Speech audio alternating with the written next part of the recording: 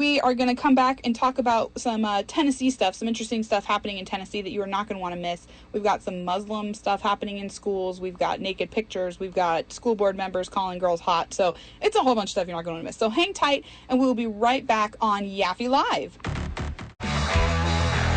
Welcome back to Yaffee Live, my friends. I am Olivia Lupia, filling in for Yaffee on this Wednesday afternoon. Okay, so before the break, I said we had a bunch of stuff coming down. I said we have some Muslim in school issues, then we have school board members. I also just briefly said that we're going to talk about naked pictures, and I feel like it's important to clarify they're not my naked pictures. It was brought to my attention that could be misconstrued. So let me just very clearly state, they are not my naked pictures. So let me correct the record on that. We'll talk about that. Thank you for clearing that up. I was a little worried there. Right. I feel like that was important to say, because, yeah, believe me, that nobody needs or wants any of that. So, yeah, we're not trying to get everybody in trouble here. Well, except maybe one person, but it's not me. So, okay, my friends. So, naked pictures. I think I actually talked about this a couple weeks ago, the last time I had the privilege of being on the show here. There's a teacher in Clarksville, this is in Tennessee, for those of you not listening in Tennessee, who allegedly showed nude selfies to a student in his classroom. And there's like a lot of, right, like I thought that was a satire headline at first, like the Babylon Bee, but it's not. So this is in the county school system in Montgomery County, Tennessee. He called her up because he supposedly was showing her some pictures of like a project or something he was working on or whatever, and then it was nude photos of himself just there, which my question is like, why do you have that on your phone? Like, I don't know. This teacher is also married to the director of the school, so that raised a lot of questions. So of course, obviously, like, it launched this huge thing because she said, the student later said, I was very uncomfortable. I don't understand why he didn't immediately pull his phone away, why he continued to like swipe, and there were multiple naked photos of himself that she then saw, and he didn't, react instantly and say, oh my gosh, I'm so sorry, and like pull it away, and he showed them all to her, allegedly. However, he did admit that this happened, the incident happened. He later said it was an accident. Okay. Understandably, the parents of the 17-year-old girl are very upset, so they approached the school board. They have been dealing with all of this. There are some, the law enforcement agencies are involved, so they have to do a full investigation. Now, the parents and a lot of people in the local school district are not happy with the school board because they say they didn't do enough, and the school board came back and said, well, we legally can't do anything except, move him to like a different location, which is kind of like a paid suspension until the external investigations are concluded. So there's a lot of back and forth, and understandably, the parents and the community are definitely frustrated, I think, because it's just not appropriate. The fact that this happens at all, I don't know why any teacher even would put a phone that he knows has naked photos on him anywhere near where a person could see it. So it's one thing if you want to have those photos. I don't know why you have them, but that's not my business. So the school board again comes out and says we're obligated to do this legally. The father has really gotten involved, which good for him, defending his daughter, and said, well, by law, you could have fired him. And then the school district said, well, there's tenure, back and forth, a lot of back and forth. So this is still ongoing, but he did resign. This teacher resigned recently, but there still are outside investigations going on. So the family is pressing for criminal charges against this. So it'll be very interesting to see how that shakes out. The school board, I think, is kind of like, well, because he resigned, now they don't have to deal with it. So it's just, again, interesting. I'm calling this segment like Olivia's advertising for homeschooling, because that's just what this is turning into with all the stuff that's going on in the public schools, you guys. It's nuts. It's nuts. So because he resigned, it also circumvents the need to have a termination process, like the due process for termination, because he was tenured. So it like kind of works out for the school, because now they don't have to deal with it, and they can shove all of the responsibility off on the law enforcement agencies, who then have to decide whether or not to pursue criminal charges. So it's very interesting, just that whole dynamic that's playing out. Again, the family and the father is not real, and a lot of community members are not real thrilled with the school board, because they said, our hands are tied. They've come out afterwards and said, I'm absolutely disgusted now that I can talk about it, but we had to abide by certain procedures. So just a lot of a lot of kind of craziness surrounding that, but the fact of the matter is a grown man did show a 17-year-old a bunch of naked selfies of himself, admitted that he did it. Whether or not it was an accident, I don't know. I can't say. I think that's for everyone else to decide. But anyway, that clears up the naked photos portion of today's segment, because like I said, we need to make that very clear. I'm glad that's over with. Yeah.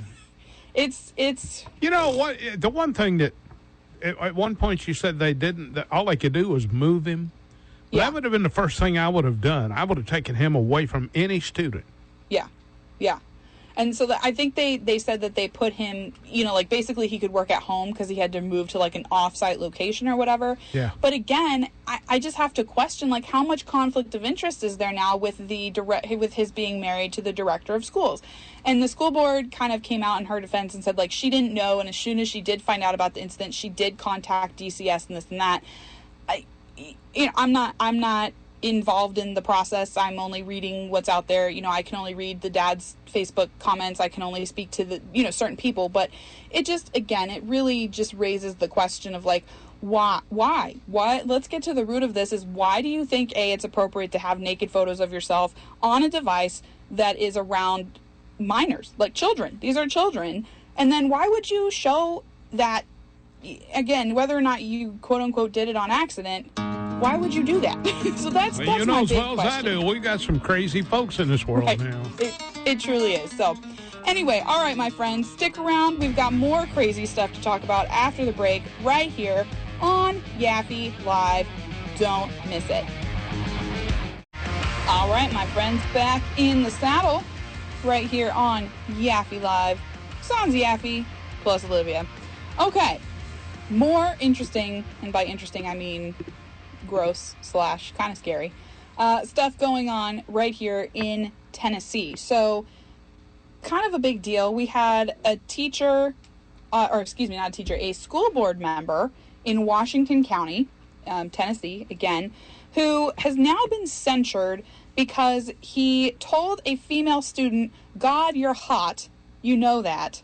Where do you go to school at?" while she was asking questions during a board meeting. So this is like a whole grown man. He's a grown-up adult on the school board. He later apologized for the comments because apparently she was asking some great questions, demonstrating her intelligence and trying to get some answers from the school board about things and talking about some questions she had in this. And he said, "You're hot. Oh my gosh, you're so hot." Whatever. It's icky. There's just no way to mince it. And he can justify it however he wants. That's gross. You don't say that. He, in his apology, like the next meeting, there's a special session called or whatever, because obviously the parents who were watching, and this was on video, by the way, this isn't just even hearsay or this girl came out and said, "I felt uncomfortable with this." There is video of this conversation, and during the meeting, no other board member said a single thing. They just let him say this, and they all kind of chuckled at it, and this poor girl had to sit there and be talked to that way, and nobody said anything. So obviously she was very uncomfortable, very distressed. The people who attended the meeting were also obviously not happy, made a whole stink, demanded his termination from the board, which again in Tennessee, which in most places are, the boards of education are elected positions. So they were demanding his removal from office. So he apologizes the next, they called a special meeting to talk about this or whatever. He reads his little prepared statement. Basically, it says a lot of stuff, but he said it's out of context. He said that wasn't the full conversation. Like, okay, I don't know how it's not, but he said this is part of his statement. "Last week at the board meeting, I wanted to congratulate a student who did a great job sharing thoughts with us all. She made us proud, etc., etc. She was asking questions. She was engaged. She handled herself well, especially right before the clip in the conversation with the superintendent on hot topics. She fired off questions that thought out valid points. When I mentioned she was hot, I meant she was on a roll. It was nothing to do with her appearance. As a lifetime supporter of this high school, David Crockett High School, I was especially proud to learn where she went to school." So, okay, he gives his little apology. Then, obviously, during the public comment portion of the period, he got lambasted. Everyone was like, it doesn't matter. Well, it turns out this guy has been previously censured for other comments before that were disrespectful and kind of objectifying to another student. I believe it was actually a male student, but that were just like very inappropriate and very not okay. So he's already been censured. So take that for what you will. Anywho, again, free advertising for homeschooling, just wacky. Like, what are we doing? This is an elected position. People voted for him, and they voted for him. I think this is his second term. So the board came and said, well, we can't remove him from office because it's an elected position, which is true. There's not really a recall process in Tennessee either, which is a real problem. Again, that's a different discussion for a different day. But it's icky. I don't care how you slice it. That's gross. So censured. Hopefully we're in, like, early voting started today. So if he had, I believe he already pulled his petitions and he's on the ballot for re-election. The thing is, unfortunately, I think he's running unopposed. So hopefully people, I don't know, y'all got to figure that out over in Washington County, because that's not cool. So on to another interesting thing coming out of Nashville. So it was discovered that a Nashville public high school, Overton High School in Nashville, went out of its way to make accommodation for Muslim students during Ramadan. Now, you may be saying, that's not that big a deal. Shouldn't they be allowed to practice their religion? Yeah, that's fine. You can practice it, but the school cannot make huge, massive changes to accommodate this, particularly, and here's my bigger issue with this, when Christianity is being stomped on left and right. Christians have seen every trace of their religion erased from American education. We're told we can't pray. We're told we can't do that. They just had to pass a bill in the legislature that allowed school boards to open their prayers with a meeting, open their meetings with a prayer. So this has to be a bill in state law that says educators or teachers, school board members are allowed to pray at the beginning of a school board meeting, supposing basically that it doesn't offend anyone and that, no one's being coerced to pray and do all this. And they open every prayer in every session in the legislature, the Senate and House. They have a daily chaplain come in who prays, not Muslim, not anything else, a Christian minister of the day. So it's just unbelievable that schools are going out of their way. So they were making accommodations, like arranging for the students to be able to leave class during their prayer time so they could not adhere to the bell schedule that everyone has to go around. The school reserved space on campus where students could pray in the afternoon. They changed classrooms over so that the Muslim students didn't have to eat in the cafeteria along with other students because, they're fasting, so they weren't supposed to eat, so they could go in their own places. So just making all of these accommodations. And the challenge is, it's not just that they're allowing them to exercise their religion, they are making it a point to make it known that it's Ramadan. And that's what one of the Muslim students said. She said the school makes it such a point to make it known that it's Ramadan. Meanwhile, and I can attest to this, I have watched board meetings personally where we have boards of education fighting about whether it should be called Christmas break or winter break because it's not inclusive enough. Screeching and weeping and gnashing of teeth because they want to call it winter break and not Christmas break, even though that's the whole reason you go on the holiday. Same thing for Easter.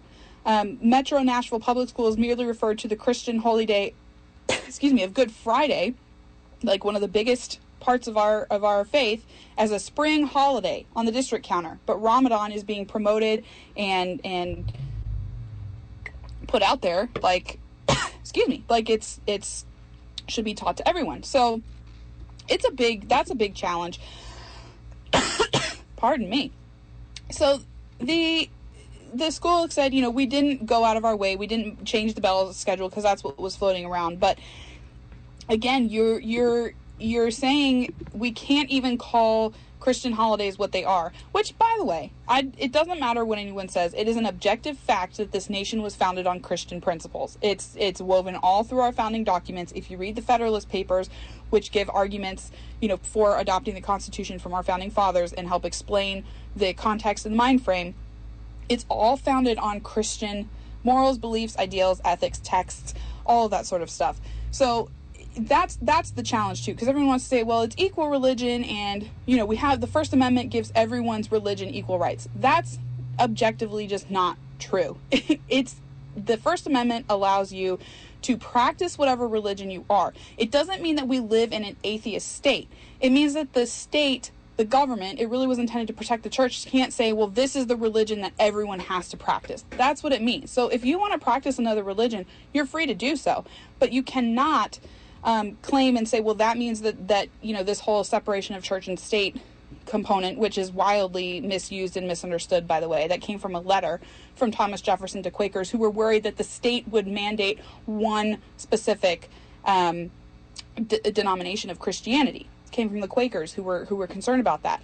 So that's where that comes from. Again, it was intended to protect the church from government running the church, like what happened in Nazi Germany in 1930, right? So when you look at things in that context, you cannot erase and tell Christians that they cannot have their heritage. Like I said, to have a bill, there's another bill that was shelved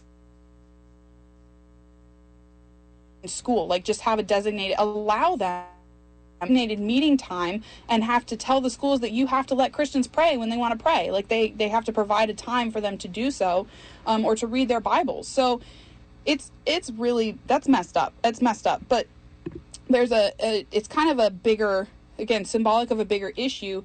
There's a lot of Islamic and Muslim influence that's coming out of Nashville, and people need to be aware of it. If anyone who doesn't follow the Pamphleteer, they're out of Nashville. They cover a lot of this stuff as well. They're an independent news / kind of the beat on Nashville, what's going on down there. So the Pamphleteer is a great one, but they did a deep dive on this, following the money, showing how the Muslim American Council here has gained a lot of influence and say, like, we want more representation of Islam. They're pushing for Islam.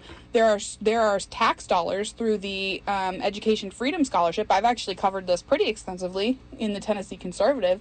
Tax dollars going to schools that promote and teach Sharia law, which is fundamentally against the Constitution and like everything in Western values and everything what we hold dear. But we're propping these schools up to appease these Muslims who say, well, we've been bullied and we don't like it, or we don't feel like we have enough representation for Muslim and Islamic religion. So again, just kind of it's scratching the surface, but I would encourage everyone to look into that a little bit more, because it's kind of scary to know that that's going on. And that is a rising influence. Like I said, the Muslim American Council in Tennessee, they have a legislative day on the Hill. They work to promote and progress pro-Islam and pro-Muslim legislation. So if you again, we can have a different conversation about, oh, the First Amendment applies to all religions equally.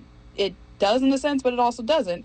But you have to frame it that way. And you also have to know there is something that is coming for Christianity. For those of us who you just say, oh, I want to be left alone, or kind of to each their own, well, they're not thinking that way. They're being proactive. They're being aggressive. So it's just something to keep in mind, that we all have to keep, we can't take our eyes off the ball. That's all I'm trying to say. So, all right, my friends, we're going to take another break, but then we're going to come back and we're going to talk about more stuff, because there's just so much to talk about today.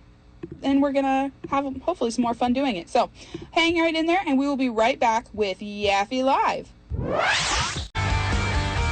You heard it, back to Yaffee Live, right here on the Talk Monster. Sans Yaffee, plus Olivia. We've had a pretty good day today. We've covered kind of a whole gamut of stuff, kind of all over the place, but that's been kind of fun. So, as you guys know, because I've done this enough times now to have a pattern, so that's cool, is I like to end with some calls to action. So we talk about all the crazy that's going on out there, and I want to give you guys some tools to say, okay, what can I do? How can I change? What can I be involved? Because not everybody wants to be involved in politics, right? It's not everyone's calling to run for the state house, or even to do what I do, which is to watch all of these legislators and keep them accountable and write out about it so that you guys get the news. And we all have a part to play. But there are simple things that we can do, that we can all be a part of, engaged in not just the political realm, but just in civics as a whole, and in making our little part of the world better. Right? That's what we should want to do, is to leave our place better than we found it. And whatever that is, our work sphere, our home sphere, our neighborhood, our town, all of those things. So a couple ways we're going to talk about that we can do that before we wrap up for the afternoon here. So number one is vote. Vote, vote, vote, vote, vote, vote, vote. And in case you didn't hear me, vote. So today's April 15th. It's the first day of early voting in Tennessee. We have 2 primaries coming up in the next few months. We do a wacky thing here where we have kind of our local primaries will be in May. If election day is officially May 6th, May 5th, I believe, one of those two. And then we'll have primaries for our state offices, like our state legislators, gubernatorial, federal offices for those that are on that ballot in August, and then we'll have our general in November.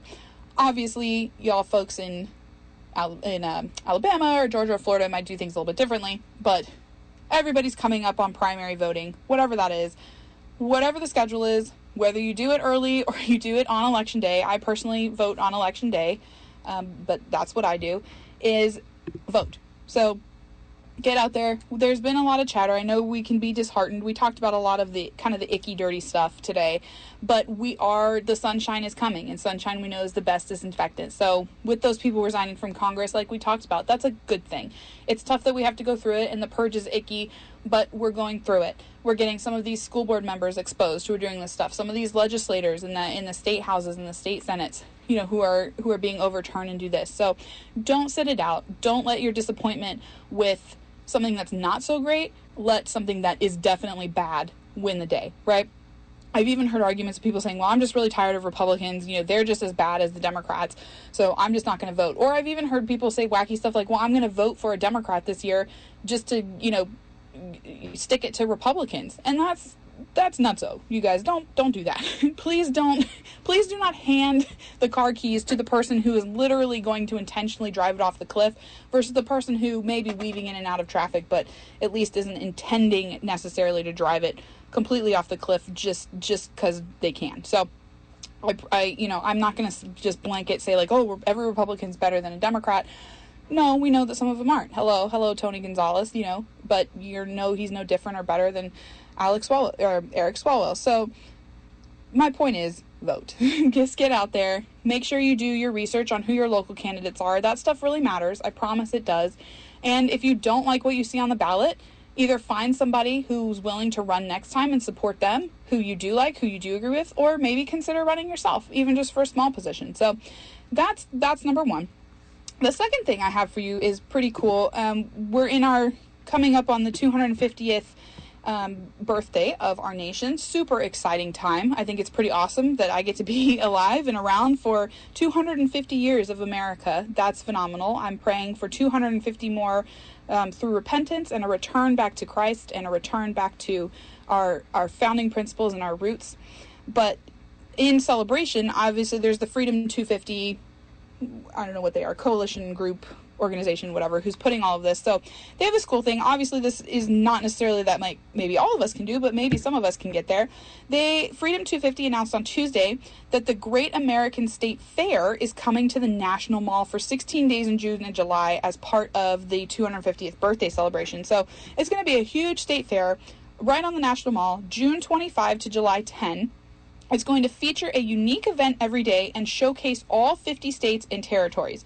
More than 2-week-long celebration will feature a Ferris wheel standing at 110 feet tall, the Smithsonian's National Carousel, which has been refurbished, and dozens of hands-on company-sponsored activations that will bring the fair to life. I don't know what activation means, but sure, why not?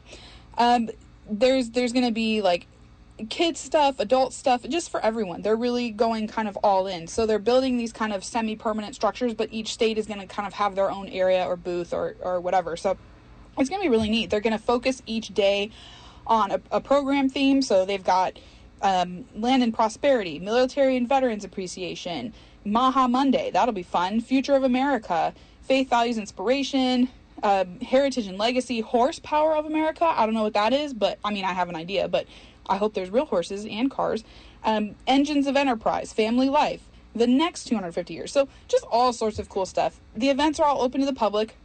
Interested parties, there's a link you can go to. I'm sure it's like 250. Yeah, events.freedom250.org. Events.freedom250.org, something like that.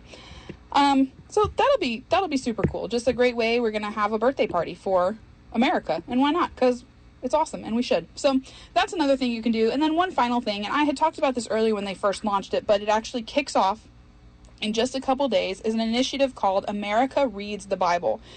So this organization has prayed and put everything together and gotten funds and done all of this.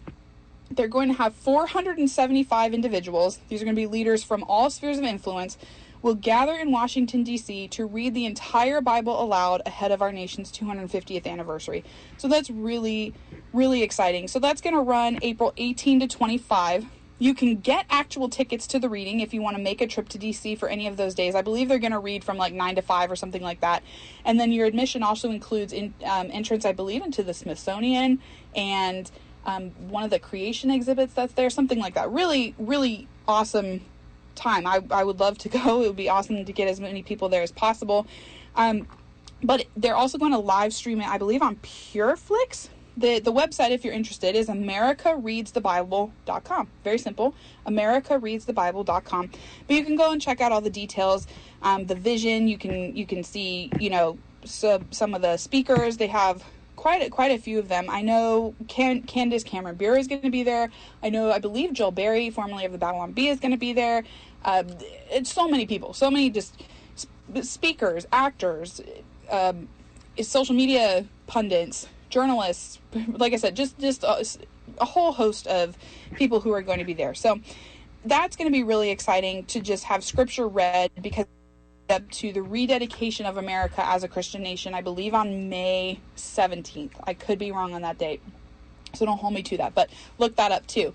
There's going to be an official rededication of America, one nation under God, which I truly believe is fundamental if we want to get our country back on track, because we can have another 250 incredible years, God blessed, God breathed, God ordained years, but we have to be willing to fight for it.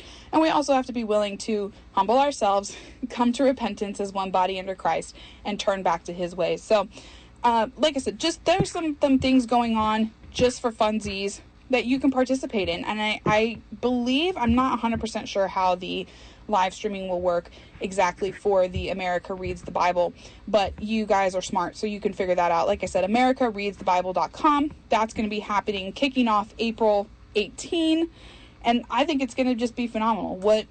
I don't think anything like this has quite been done in our history. So we're gonna rock it. And like I said, the state fair sounds super cool too. So just some really great, unique things going on. Some ways for you to get involved. You can always lead a prayer group in your home. You can always gather people to watch some of the scriptures. Say, hey, let's all watch it together. Lots of small ways that you can just be invested in your community. Anyway, thank you guys so much for letting me host today. It's been a blast, as always. I'm Olivia Lupia with the Tennessee Conservative. Have an amazing rest of your week. Stay cool out there as it gets hot. Hopefully we'll get a little rain, and we will see you tomorrow on Yaffee Live.